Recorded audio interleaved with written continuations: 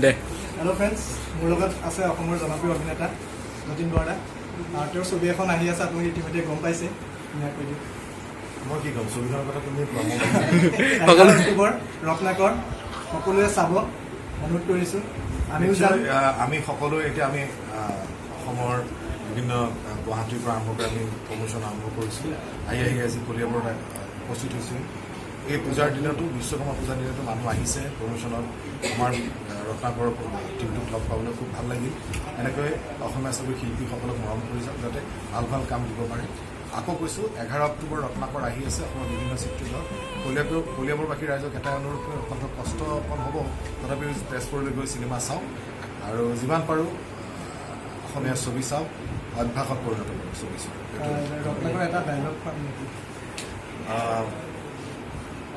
কথা দিছোঁ প্ৰত্যেকৰে বুকুলে ভুৱানী মৰমৰ কোবাল খাব হ'ব লাগে যদি হ'ম মই আজিৰ যুগৰ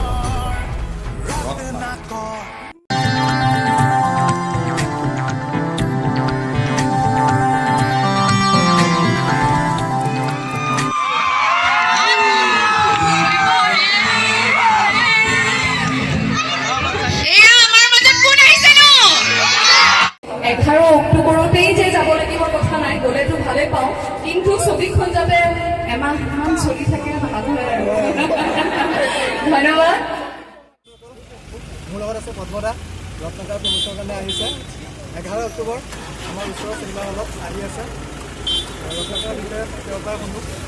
ছবিখন খুবেই ধুনীয়া হৈছে দৰ্শকে চাই ভাল পাব এণ্টাৰটেইনিং চিনেমা আৰু আমি আশা কৰিছোঁ আপোনালোকে চিনেমাখন 11 অক্টোবৰৰ পৰা যিকোনো এটা দিন মিলাই সোনকালে